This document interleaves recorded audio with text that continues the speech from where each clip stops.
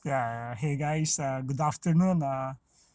Kabababa ko lang kay Mrs. kanina mga 15 na or half an hour ago kasi duman ako dito sa YVR Larry Bird's Flight Park, Path Park. Pero ngayon, nakatapos na akong nag-video dyan sa paligid about cherry blossoms.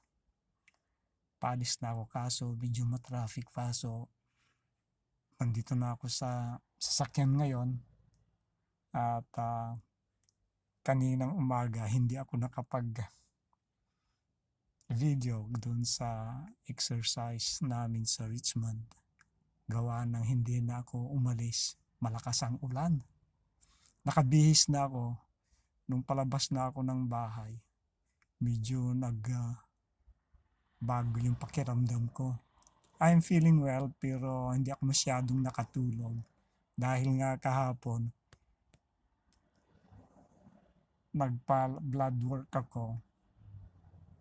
Tapos iniisip ko yung resort na gusto kong tignan mga 10 or 11 in the evening, last night.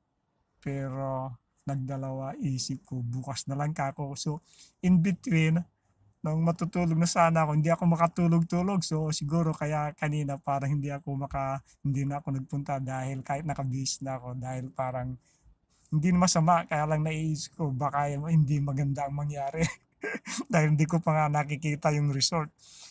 And good news, kasi nung last December, sabi ng doktor ko, bibigyan na sana ako ng gamot sa cholesterol or either sugar. Kasi tumaas nga both, like 6.2 times 18 mo yon sa Pilipinas, kukonvert mo yon. Ewan ko kung ilan yun, basta 6.2 times 18 yung sugar ko. Yung ganun din yung cholesterol ko, 6.2 times 18 din. Di ko natatandaan yung mga units. Anyway, sa madalit sabi, tulog pa si misis ko hanggang 9:30 hanggang 10 dahil nga may pasok siya ngayon kaya inihatid ko siya. Ngayon, ang maganda doon, nung tignan ko yung result sa online computer kasi nakikita mo yung result right away. Pag nagpa-test ka, hindi ka na pupunta ron sa yung result, ipapadala na sa account mo. And it was a good result for me. Even though, yung sugar ko tumaas ng uli ng isa. Kasi kung hindi, kung parehong mataas ngayon, malamang tatawag ang doktor ko ngayon or bukas or kahit bukas pwede pa siyang tumawag at explain sa akin kung anong naging resulta. So, pero nakita ko na yung result. Ngayon, ang point ko doon, gumanda ang cholesterol ko from 6.2 to 5. Kaya big news para sa aking health yon.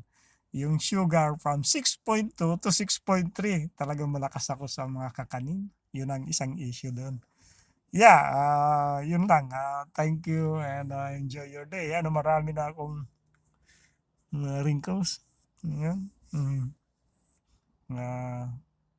Anyway, thank you very much. Nandito ako sa sakyan, i-video ko muna yung blossoms, cherry blossoms.